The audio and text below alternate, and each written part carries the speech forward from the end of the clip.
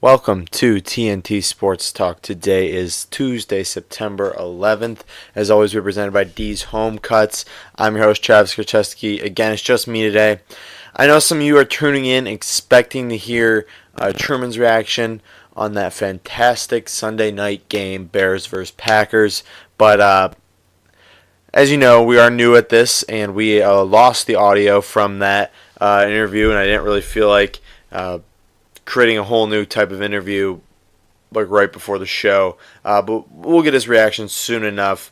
Other than that, though, this was week one. We just wrapped up week one last night with the Jets and the Lions, and obviously the Rams versus Oakland. It was the last game to finish up. But week one of the NFL is officially over. It was exciting. It was emotional. It was, we had some injuries. We had some debuts that went well. We had some debuts that didn't go well as terms of coaching and playing.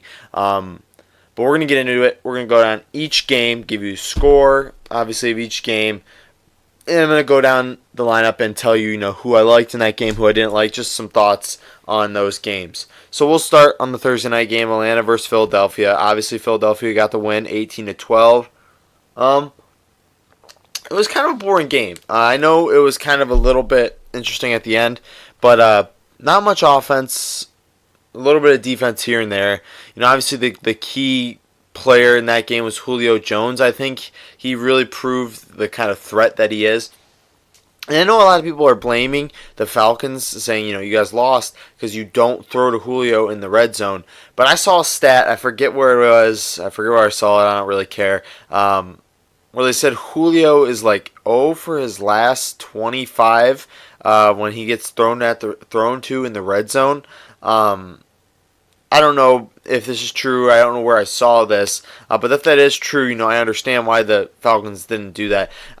I think we've kind of proven. I think Matt Ryan's a little overrated. I know that's a little crazy to say because he did win an MVP a couple years ago, but I think that was because of Kyle Shanahan's offense, and I think Julio's the top 5 receiver. But obviously in this game, I think a lot of people want to blame the offensive coordinator for the Falcons, but I just don't think the Falcons are that good.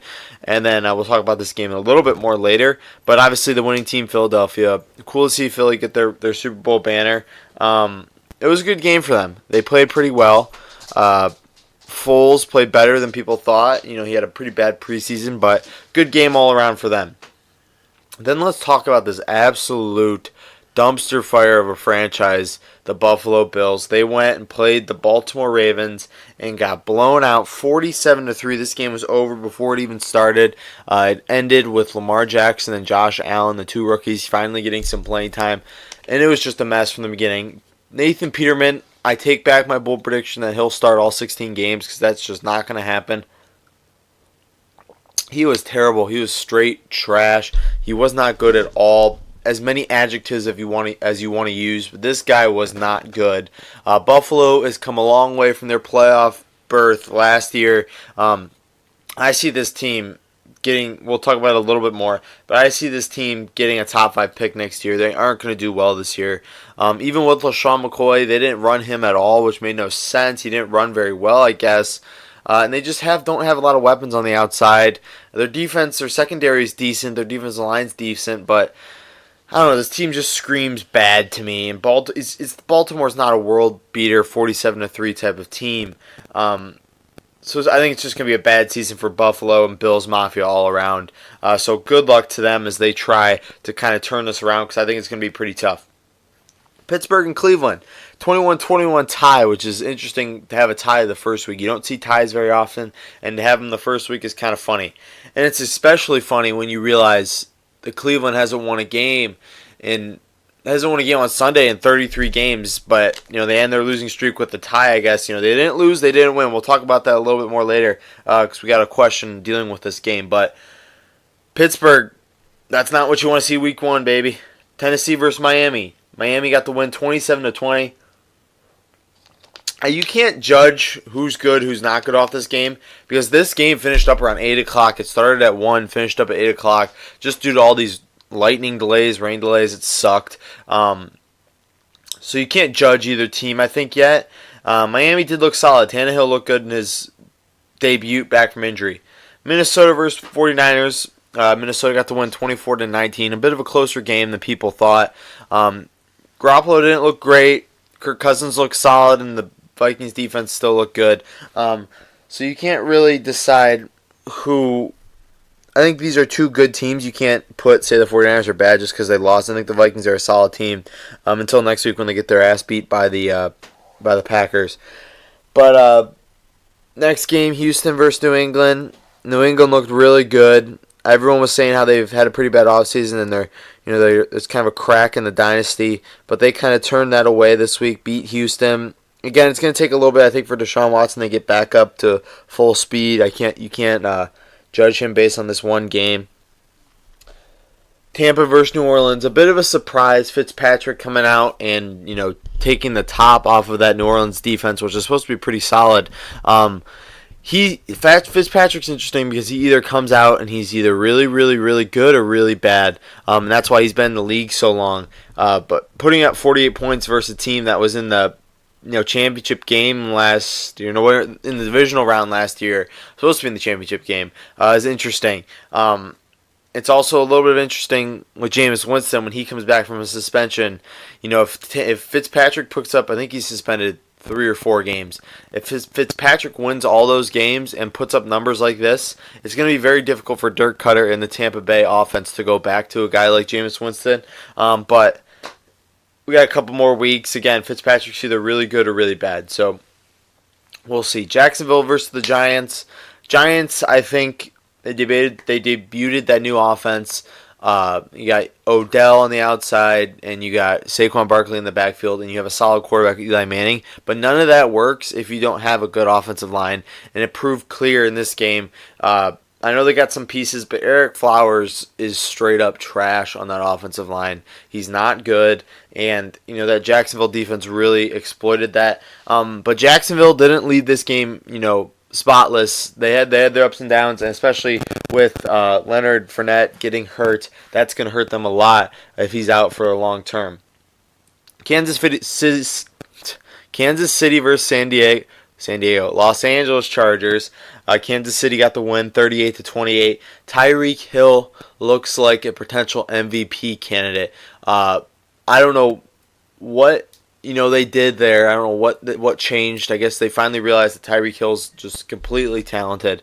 But they decided to base their entire offense around him, and he looked so good. Same with Pat Mahomes. This is an exciting team. I think this Kansas City team has the potential to be really good, especially if Patrick Mahomes becomes what he was on Sunday. I mean, he was everything the Chiefs, I think, kind of wanted him to be when they drafted him. He made some fantastic throws. He hit his targets. He spread the ball around to everybody. I'd like to see Travis Kelce maybe get a little bit more involved, and same with Kareem Hunt.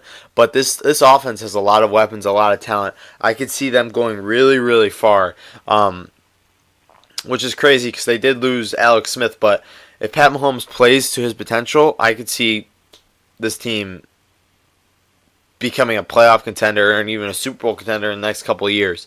Washington versus Arizona. Washington won 24-6. Alex Smith did his thing. Adrian Peterson turned back the clock a little bit. I'm not sure if this score means that Washington is good. I just think it means Arizona is really, really bad. Sam Bradford is crappy. He's not fun to watch at all. If I was Arizona, I get it. You want to give Rosen a little bit of a window to just sit back and watch and learn how to be a pro. But it wouldn't stop me from I wouldn't Sam Bradford doesn't stop me from putting in Josh Rosen. I think Sam Bradford's past his prime. I think his time in the NFL as a starter is over. I think teams are starting to realize that. But other than that, it was a good game for Washington. Alex Smith played well. Adrian Peterson played well. Dallas versus Carolina. Kind of another boring game. 16-8 Carolina. Dallas looked like just lost. They looked out of sorts. They didn't look like the Dallas in the past couple years. They finally had Zeke Elliott and Dak Prescott back. Not a lot of drama over the offseason with those two. But I think this is the year we prove is if Dak Prescott is a franchise quarterback. I know last year he had a little bit of a down year, but if he throws up another one of those years, it's going to be a long time before I don't know where my point is going there. But Dak Prescott, he's got to play better. And if he doesn't play better, Dallas is going to start to struggle. I think Ezekiel Elliott, he played well. He played decently well. But I don't know. I think both of these teams are kind of on the downturn right now, even though they have the talent to turn it around. In Seattle versus Denver, Case Keenum looked solid. 3 interceptions, but he did play. He had 3 touchdowns, I believe. I think both of these teams, they met in the Super Bowl a couple years ago, and they've come a long way since then. The talent on both of these rosters, has just been depleted over the last couple years due to free agency and retirements. I think Seattle's done. I think Denver's on the decline right now. It's gonna be hard for them to bounce back. And then we'll go to the best game ever, Sunday night game, Packers versus the Bears. It is a tale of 2 halves. The first half, if we're looking at it from a Bears point of view, Bears fans, they looked really good. Nagy's offense looked really good. Trubisky looked really good. Khalil Mack looked like a straight-up defensive MVP right away. They're ready to give him the award after the first half. And things were looking good, and they were feeling good about themselves, and they felt like they had it going on. But, then they injured Aaron Rodgers. Kaiser comes in. Khalil Mack gets that interception, and, that pick 6. And I think everybody thought it was over. 20-0 at a half. I thought it was over. Sherman thought it was over. We thought Aaron Rodgers was out for the rest of the season. That ACL tear scared me. Thoughts of that roaming around in my head. But we played well in the second half. Aaron Rodgers came back. He put up one of the best games I've ever seen him play. He looked really, really, really good. And he just proved time and time again why he's the best quarterback in the league, most talented quarterback in the league. And I think it's pretty obvious just watching that game. Some of those throws he had to Geronimo Allison on the outside, that was one of the greatest throws I've ever seen him make. And he just threw it like it was nothing. He threw it off his front foot. He couldn't really go back. He played so well. It was so beautiful, so much fun to watch. Truman, we had a good conversation the other day. He was really passionate on the phone. We were screaming, hooting and hollering at halftime, at the end of it at midnight, and it was just so much fun to watch. I don't think Trubisky's there. I think he thought he was in the first half. He's not there yet. He showed promises, but he's just not there yet. We'll talk about it a little bit more in a second here, but 24-23 Green Bay. Then we had last night Jets versus Lions. 2 debuts. Matt Patricia, head coach. And obviously Sam Darnold at quarterback. Sam Darnold's first pass was an interception, pick 6. Things weren't looking good at first. But Sam Darnold proved to us why he was the number 1 rated quarterback on most boards in the draft last year. And that's because he came back, was poised in the pocket, didn't let that pick destroy him, and he put up an amazing performance. He had a couple great throws. That touchdown to Robbie Anderson was a great throw. That right there was a Pro Bowl caliber type of throw, a straight dime. He looked really good. It was cool to watch him. The Jets fans, they've been craving, they've been begging for a quarterback the last couple of years, and just based on week 1, I think they have it. But it's going to take there's a full season. We got 15 more games left. This is just a blip on the radar for the rest of the season. We'll see how it goes. The Lions, I think Patricia is a good defensive coordinator. I don't think he's meant to be a head coach. I thought it was a good hire, but I just don't think he's ready to coach up an offense. And, Stafford played like shit.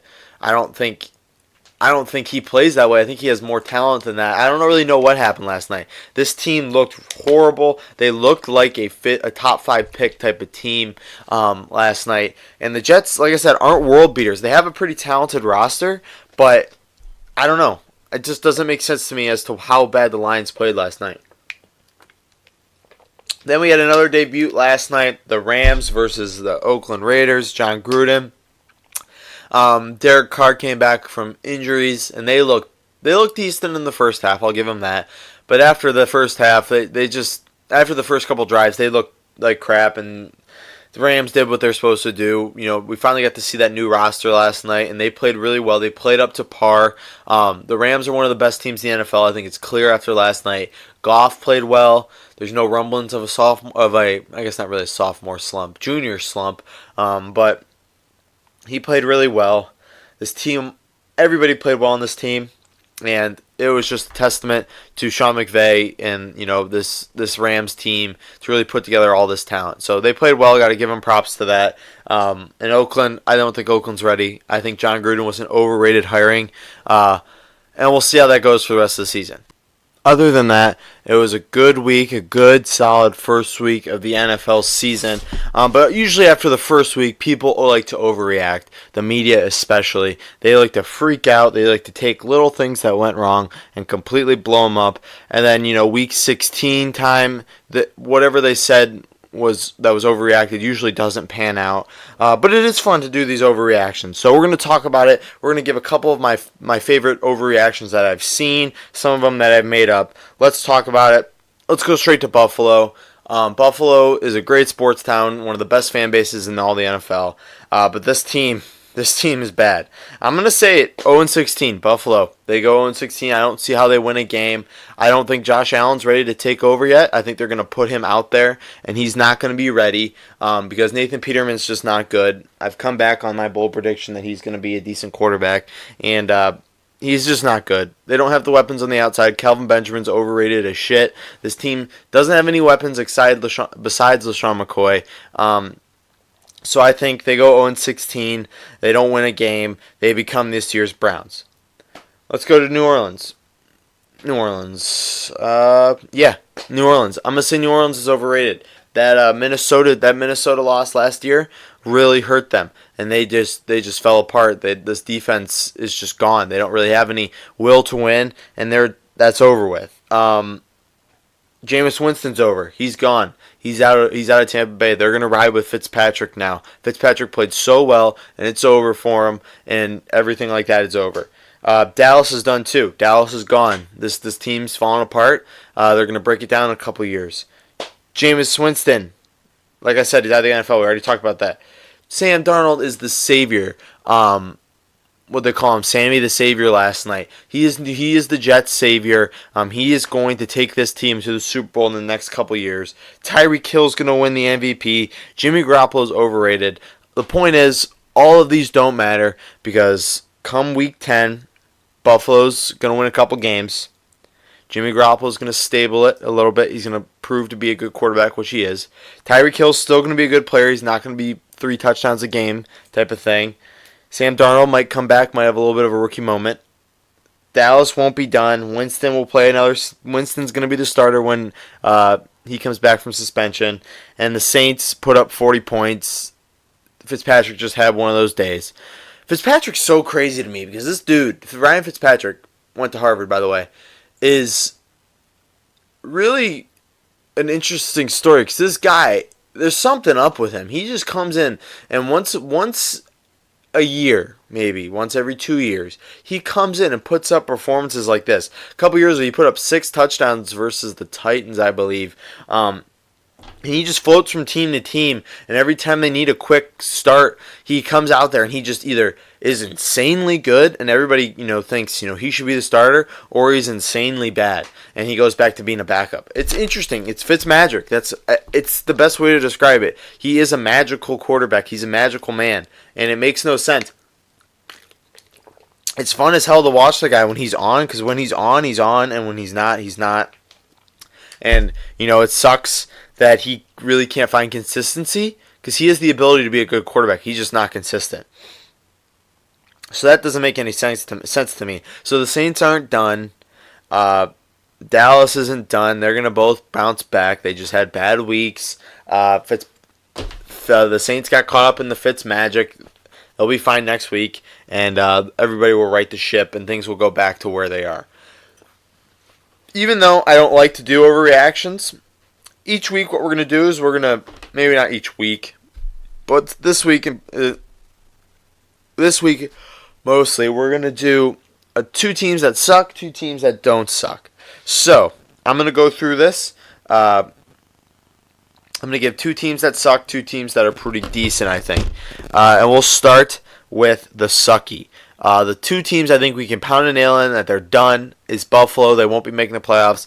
And a little surprise, I'm going Lions. I think the Lions and the Bills are 2 crappy franchises. I think they'll be at the bottom of the pack this year. just because off of their first performances, I really didn't see anything to make me think differently. Shout out to my boy Shu. He texted me last night. He's a Lions fan. He told me, listen, I know you're going to do the show tomorrow by yourself. Obviously, no Truman, because Truman doesn't grind like I do. No Truman. He said, go as hard as you want in the Lions. So I said, Shu, don't worry, I will. Because the Lions are straight ass. This team looked so bad last night. Matt Stafford was like 0 for 4 with an interception. And if I was a fan of this fan base, fan of this team, if I was part of this fan base, I don't know if I could do it. Honestly, I might have to just stop watching football. I think the Lions are one of the worst franchises the last couple years. I think last night really proved it. They're supposed to have this new revamped offensive offense with this new running back. They finally found the good running back system that they've been looking for, and they didn't show anything like that last night. Stafford looked like trash. Abdullah looked like trash. Riddick's just a receiving back. Johnson and Blunt are two complementary backs to a good running back, and they don't have any good running backs. His defense is decent at best. They got some decent pieces, but other than that, in a whole, this team is just boring and crappy to watch. And I'm putting the suck stamp on them right now as we speak. But let's be a little bit more positive. Let's go to the good stamp. I'm going to go Kansas City. I'm going to stamp them as good. I think this is a good team. I think a lot of that depends on Pat Mahomes, how well he plays. But this offense is so full of talent. This defense is a little shaky. I don't understand why they traded Marcus Peters. But this defense is still a little shaky. But this offense is good. This offense is really, really good. They have Travis Kelce, Sammy Watkins, Tyreek Hill, Kareem Hunt. Pat Mahomes has all the weapons in place for him to succeed. All he has to do is not break it, and he'll be good. And he did more than just not break it. He played well, and if he continues to play that way, I think he will. This team is good. Another team is our nation's capital, the Washington Redskins. They played really, really well. Alex Smith ran the offense with ease. I think Alex Smith is a good quarterback for them to have right now because he's just going to put the team in the right position. And if Adrian Peterson, they can get some more out of Adrian Peterson. They can just get what they got out of him this week. They can just keep getting that type of performance. This team's going to be good for weeks to come. So hopefully we'll see what happens there. But I'm going to stamp Washington and Kansas City as two good teams. So we got the bad teams right now are Detroit and Buffalo, and the good teams we're going to go Washington and Kansas City. So we're going to move on to our next NFL topic. Rodgers versus Brady. We hinted at it on the Twitter. That game, Aaron Rodgers coming back from pretty much everyone thought would be at least a game-ending injury, maybe even season-ending injury. He came back, and part of what makes Aaron Rodgers so good is his ability to extend plays by moving out of the pocket and just, when things break down, just doing kind of a backyard football type of thing where you just run around and find whoever is open. That's what makes him so good, is also he can run a little bit. When that was completely taken away from him, when he couldn't run at all, when he was playing basically on one leg, he had to rely, on standing in the pocket, making the right throws, and he made some of those throws he made on Sunday night was just absolutely insane. I think we kind of proved it. He proved it single-handedly. He is the best quarterback in this league. He is the most talented. He's not Brady accomplished. He doesn't have as many rings as Brady. But that doesn't matter because Brady didn't win those rings by himself. Bill Belichick was the main reason as to why Tom Brady won those rings. Tom Brady doesn't make those throws that Aaron Rodgers makes. And it makes me mad when people say that Brady is worlds above Rodgers. He's not. Rodgers is so much better than Brady. He just hasn't had the talent that Tom Brady has had. So you look at it, if you really want to prove this point, put Tom Brady on the Packers, put Aaron Rodgers on the Patriots. Aaron Rodgers wins more Super Bowls than Tom Brady if he was on the Patriots. Brady doesn't even win one on the Packers. That's because Bill Belichick is just so good. His system is so good. He makes every quarterback good. And that just doesn't happen anywhere else. Bill Belichick is one of the greatest coaches of all time. Bill Belichick makes Tom Brady. Tom Brady does not make Bill Belichick. You put Tom Brady on the Packers, he's going to be way worse than what he is right now. Aaron Rodgers is worlds above Tom Brady in terms of playing quarterback. You ask any GM, they're gonna take Aaron Rodgers over Tom Brady because Aaron Rodgers is just so talented. And I understand. You look at just straight rings, Aaron Rodgers is far behind Tom Brady. But Tom Brady didn't win those Super Bowls single-handedly. It was Bill Belichick and his system. It was Malcolm Butler's pick. It was the Falcons choking it away. It was Adam Vinatieri kicking it through the uprights. That's what made Tom Brady win all those Super Bowls. Not his arm on by himself. Aaron Rodgers is the reason why the Packers are so good. It's because of his arm. He is the best quarterback to ever play the position. He has the most talented arm out of any quarterback in NFL history. And I'm sorry. I didn't want to get, as worked up about this as I can be. I'm trying to curtail that a little bit. But Aaron Rodgers is so much better than Tom Brady, and it is so clear. And if you don't believe that, you don't watch football, you don't understand football, because Aaron Rodgers is worlds above Tom Brady, and that is just straight facts. Last thing in the NFL, Keanu Neal tore his ACL. Deion Jones was put on IR today. Falcons defense is falling apart. Two good, solid young players hurt, done for the season. Deion Jones actually is not done for the season. He'll be back. But other than that, that sucks. Hopefully the Falcons can replace that. I don't know. It's going to be tough. Falcons, I think that Super Bowl loss a couple years ago to the Patriots, 2 years ago, that just killed them. I think that's the best they'll ever be in the next couple of years. That's the best Matt Ryan will ever play. So I'm just going to say they're done for right now. I like Dan Quinn. I think he's a good head coach, but this team's just not as good as they were a couple years ago. We're going to move now to some college football, but before that, I want to remind you that our show is obviously brought to you by D's Home Cuts. D's is the best place around Northeast Ohio for a great haircut at a low price. For only $7, you can get a haircut and you can get a style. That's the cheapest haircut you'll find anywhere. The cuts get better every single time because Dom is always upgrading his equipment. He's always learning. He's always trying to get better. There's nowhere around in the world I think you can find a cheaper haircut than D's Home Cuts. So give him a call. Hit him up on Twitter. Look at his Instagram. I think Instagram is probably your best bet at Dom's Home Cuts, D's Home Cuts, whatever. Find him. You can search him. You'll see the D logo in the profile picture. If you're still a little concerned about letting Dom cut your hair, look at those videos. Look at everything he's done. Me and Truman have been getting our haircut there for the last couple of months, and we have never looked or felt better. The cuts get better every single time. You don't think they are, but you go in there and they get better every single time.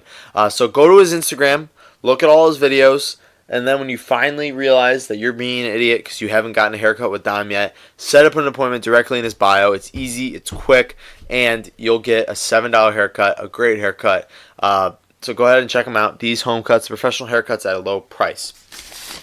So, college football, we'll roll through this real quick. Ohio State is the best team in the country, I believe. Alabama played well, but Ohio State's offense, I think, is worlds above Alabama. I think Ohio State put their defense together a little bit more. They're going to get Urban Meyer back in 2 weeks. They got TCU this weekend. I think they're going to blow the doors off TCU. Dwayne Haskins, I think, is one of the best quarterbacks in the country. I think he deserves contention for a top pick. And Tate Martell, the man, the myth, the legend, came out, finally got his first really solid action, was kind of able to throw the ball a little bit more, and he showed off his arm and his skill and his athleticism, and it really proved to us as to why he won so many games in high school and why he's the next Johnny Manziel. Clemson, it ain't working, guys. It ain't it. Two quarterback system's not working for you. Trevor Lawrence and Kelly Bryant, that's not working. Pick one and stick with it. Stick with Kelly Bryant. Trevor Lawrence, I get it. He's going to be a number one overall pick in the next couple of years here. But he's just not. Kelly Bryant is ready. He's ready to take off. And that's why you guys almost got your ass beat by Texas A&M. Texas A&M's on the rise. Clemson, I think, they need to put it together. They need to figure out who they want to start, and they need to figure it out now because it's just hurting the team by not being able to figure out who you want to start yet. obviously I think they should start Kelly Bryant because I think he's more experienced. I think he's better right now than Trevor Lawrence. But Trevor Lawrence has the bigger upside, and it's just a big conundrum for Dabo Swinney. But that's why he gets paid the big bucks to figure it out, and he better figure it out because they're not gonna survive against an Alabama. They're not gonna survive against Ohio State. One of those top programs. Other than that, Arizona State, the Herm Edwards experience is working so far. 2-0. They beat Michigan State, who I think Michigan State's a little overrated. I don't know why. They're still ranked in the AP poll. They suck, I think. Herm Edwards, that's working out really well for them so far. They're putting it together a little bit. And that's interesting because most people were making fun of Herm Edwards, saying he's not going to be the fix there. But he's putting it together. I got to give the guy credit. So that's it for college football. We'll talk about it a little bit more next show. Big matchups, Ohio State playing TCU. That's going to be a huge deal. It's going to be a big game. But we're going to move down to baseball. So obviously that was a lot of football talk. We're halfway through the show right now. We're almost done. And we just did a whole thing on football. But football is the greatest sport in the world. That's not even a question. So we're going to move on to baseball, though. It's the second favorite best sport in the world. The playoffs. You smell it when you walk outside. It's football season. Everybody knows it. You walk outside, you get that little hint of cold weather. Here in Ohio, we're finally wearing hoodies again. It's starting to get to hoodie season, the best season, and you can smell that bonfire crackling in your nose. It's football season. You got the Friday night lights, Saturday morning college football, and Sunday all-day football, NFL now. But that in this football season to start, playoff baseball's on the rise, on the horizon. It's coming, and it's coming quickly. And people are getting excited. And teams are these rosters are starting to expand. Teams are dropping off. Teams are making that last little roster movement to fix it. Teams are trying to stay hot. Teams are trying to, get hot at the right moment. Because we have playoff baseball right around the corner, and you know what Tuesday is? That is MLB playoff standing updates. AL hasn't changed at all. It's Boston, Houston, Cleveland, New York, and Oakland still. I think that's what we're going to have here. So that means we're going to have an Oakland, New York wild card game. Nothing better than that. Oakland, I think, is one of the best teams in the league right now, and I think this is a team that could shock the Yankees. Because in a one-game sudden death playoff, anything can happen. And obviously, playoff baseball in New York is exciting. Houston and Cleveland, they're going to be playing. Cleveland, I know I'm biased, but Cleveland's an interesting team. I know today, we'll talk about it in a minute, Josh Donaldson's being activated.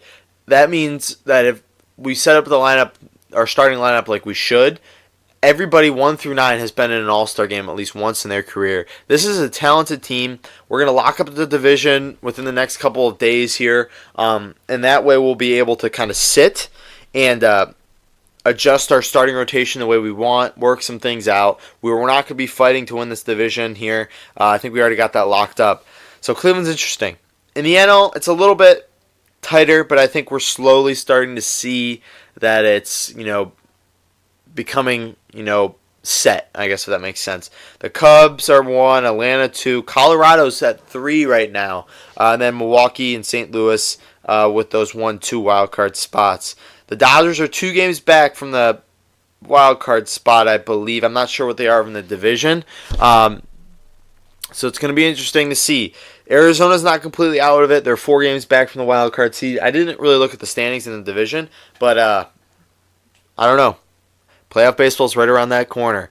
And once the teams get set, once we start seeing that champagne getting popped in the locker room, for a team that clinches their division, we're into the full swing of things. We're still on the tail end of summer and fall. Summer and fall are kind of, fighting for that upper position. It's supposed to be hot again this week. Tomorrow, I think it's supposed to get like 85, which is unbearable.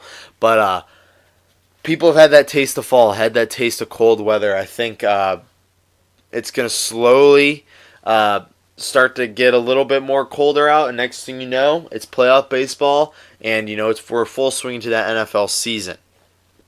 But with playoff baseball comes the Indians. Josh Donaldson, He's being activated tonight versus the Rays. Going to be really exciting. He's in the lineup. I forget where he's batting, but he is batting. He is playing third. I guess some teams, Houston, the Yankees, the Red Sox, are pretty pissed because we got him, because they didn't get him, because they just know the type of talent this guy has when healthy. He hasn't been healthy the last couple of years, but he's had, I think, 3 months off, and he's fully ready to go. I guess Houston, Boston, and the Yankees are kind of annoyed because when we traded for him, they said he wasn't hurt. You can't trade a player on the DL. But as soon as he got here, we put him on the DL 10-day DL, just because we wanted to get him a little bit, a little bit of a at-bats type of thing, type of situation. But, I don't care, though. I don't care that the Yankees and the Red Sox and the Astros are whining. It doesn't matter to me.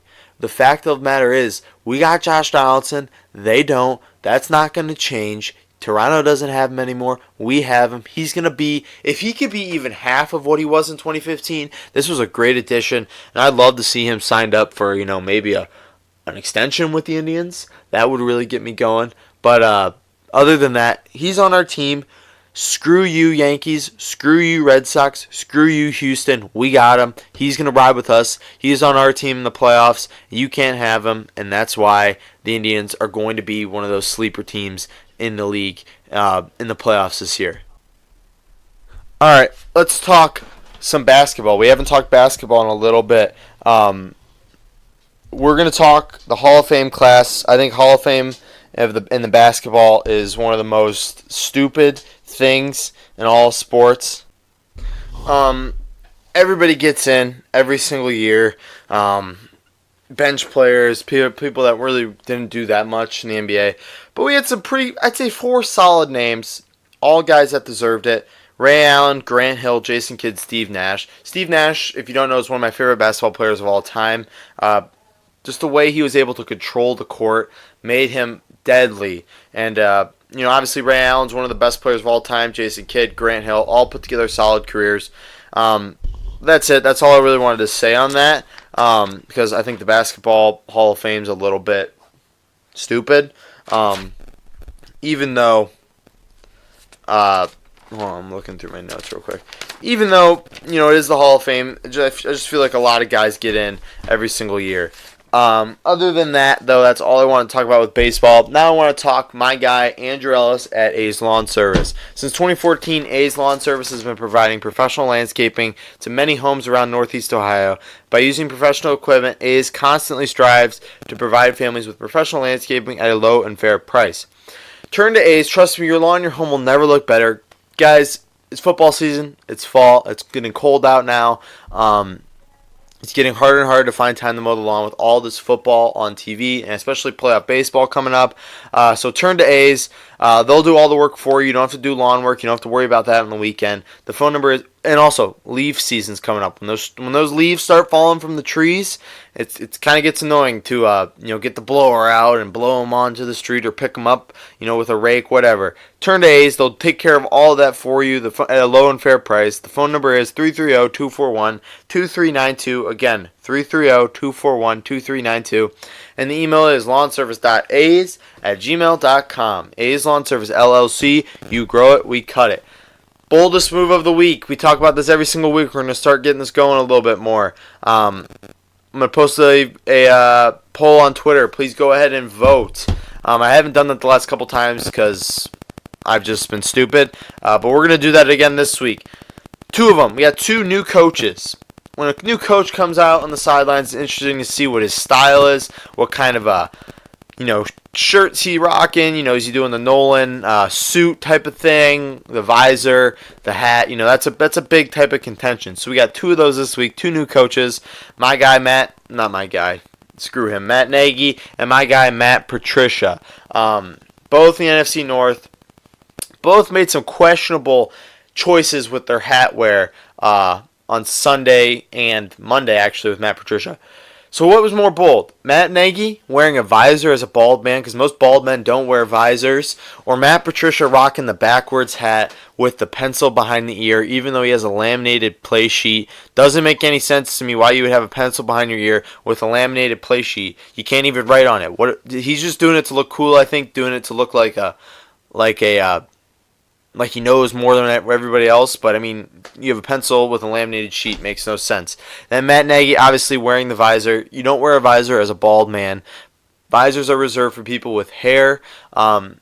He had the great opportunity just to wear a regular baseball hat, and then Patricia rocking the backwards hat is cocky, and when you get your ass beat by the Jets, you don't really deserve to do that. But vote online. What was the boldest move of the week? We got to get to question and answer now. Let's knock it off with some of these great questions that were submitted to us by viewers. Go ahead and predict after week 1 what the top 5 picks are going to be in this year's NFL draft. So, like I said, I think week 1 it's a little bit too early to react to how good a team is going to be, but we'll do it obviously because we were asked, and whatever question we were asked, we will answer. So, let's go top 5. I think number 1, I think Buffalo's going to get the number 1 pick. This is just off of week 1. I can't base it off of the season, how well the season's going to turn out. These guys could completely turn it around and make me look like an idiot. I think Buffalo's in line to get that number 1 pick. I think the Lions are in line to get the number 2 pick. Arizona 3, Oakland 4, and Tennessee 5. Again, Tennessee played in a pretty tough game. They lost their quarterback. It was suspended due to lightning about 3 times, it seemed like.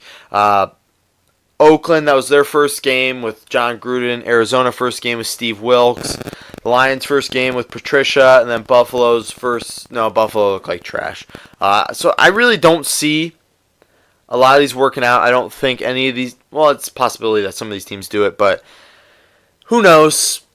It's going to take me at least halfway through the season to fully decide, before we get into prediction season with the draft. So that was a bold question to ask, but we love bold questions submitted by bold users, so keep sending them in. Browns fans, got a question from one of your disciples. Not going to mention the name because I think most Browns fans want to be anonymous because they know that being a Browns fan kind of sucks. Brown fan asked, should he be mad? Should he be mad that the Steelers tied? That's a tough question because as a Packer fan, I've experienced a lot of wins over the last couple of years. A tie to me sucks because you didn't win, you didn't lose. You don't know if you should be mad or you don't know if you should be happy. I think you should be frustrated, not mad. Frustrated because this team had an opportunity to win multiple times. They had 5 turnovers. They had the ability to win the game. Shout out Denzel Ward, Ohio State. Shout out Darren Lee too, Ohio State. Both had 2 picks. They had an opportunity to win this game time and time again. Steeler fans too, you had the time and time again to win this game. You're supposed to win this game.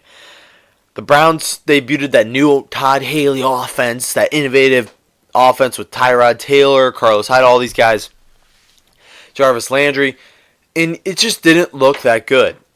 In the end it looked a little bit better, but they just weren't throwing the ball down the field as much as I think they should. They didn't get the ball to Antonio Callaway or Njoku. They didn't get the ball to Jarvis Landry as much as I thought they should. It seemed like every time they throw to Jarvis, he was making great catches, but they just wouldn't do it. They only threw to Josh Gordon once, and he had a great catch up the sidelines for a touchdown. So you should be mad. You shouldn't be mad, actually. You should be frustrated, like I said, at the fact that this team was supposed to be really, really good, and they just had a pretty bad outing, I think. Even though they tied, it did end your losing streak, so I can't say I would be extremely frustrated. It's just annoying. It was a boring game to watch. I watched the entire thing. Living in the Cleveland market, you kind of have to watch that, especially with some Browns fans in your household. But so no, you shouldn't be mad. You should be frustrated. You shouldn't be glad. You should just be, like I said, frustrated, I think is a good word. Last question we got. What are our thoughts on Le'Veon Bell? We've talked about this a lot with Le'Veon. What are our thoughts on him? Why hasn't he shown up? What's his deal? Why is he refusing to show up and play? Why is he talking crap on Twitter? And I think this is a strange situation because I kind of agree with all sides. I kind of see where all sides are going. I understand all sides, all points of view. Fans, obviously, they're pissed at Le'Veon because they want him to play. They feel like he should play for him. He's going to get paid a lot if he comes out and plays. So I understand that. I understand the ownership. They don't want to invest a long-term deal in a running back because the running back's prime is very, very short and very, very quick. And they obviously have a talented back in James Conner who's younger and has the possibility to be as talented as Le'Veon. And then you look at Le'Veon's side of the things. Why should he play under a franchise tag if he could just save the year, take the year off, save all those carries, save 400 plus carries because the Steelers use him a lot, save that wear and tear on his body, and just go out next year and get a huge deal from some team. Because some team's going to pay him what he wants. Some people are going to pay him. It's going to be a stupid owner. I hope it's not the Packers. Are going to pay him a huge deal just because he's so talented. So I understand all sides. What he should do, I think, is just honestly suck it up and play. I think that relationship is broken beyond repair though right now. I don't think Le'Veon's very happy at the Steelers. I don't think the Steelers are very happy with Le'Veon, and same with the fans. So I think he's going to have to just grit his teeth, play the season out. Hopefully James Conner plays a little bit more if I was Le'Veon. But he's going to have to play it out because he has to come back. If he doesn't come back by week 10, he doesn't count as a season. He'll just be under the franchise tag again next year. So he's going to have to come back. He's going to have to play, but I don't know. If I'm a fantasy owner too, I'm pissed. But other than that, that's the end of the show today. Thanks for those questions. Those are good questions. Keep sending those in. We love answering those. Other than that, that's the end of our show today. I want to thank you to our sponsors, D's Home Cuts and A's Lawn Service. Two great companies owned by two great friends. We've known these guys for a long time. We wouldn't be supporting them if we didn't, trust them and their business and their product. Tune in on 12 Ounce tomorrow from 7 to 8 a.m. on your commute. Listen to us on YouTube. Listen to us on iTunes. Give us 5 stars, rate, review us, and subscribe so you do not miss a single episode every Tuesday, every Thursday. Follow us on Twitter at TNT Sports Talk 12 or Instagram. Twitter's the best way if you want to be a guest. If you want to send us questions, comments, concerns, segments you don't like, segments you do like. We say it every single week. If you have anything to say about TNT Sports Talk at all, good, negative, ugly, bad, whatever, send it to us on Twitter through the DMs because they're always open. And give us a quick follow so you can see what's coming up on the next show. You can vote on our boldest move segment. Other than that, have a great day. Tune in on Thursday. We're going to be making some NFL picks with Bears fan Brian Leonard. He's going to call in. I'm hoping to do that every week now where we get somebody on to call in. Again, we were supposed to have Truman call in today, but the audio was screwed up. That's my fault. So I'm hoping to have somebody call in every single show so it's not just me talking for an hour straight because it gets kind of tough after a while. But other than that, have a great day. Tune in on Thursday. Brian Leonard, we're going to get his quick thoughts on the game on Sunday, and we're also going to get his NFL picks for Week 2, and you'll get my picks for Week 2. Other than that, have a great day, and tune in on Thursday.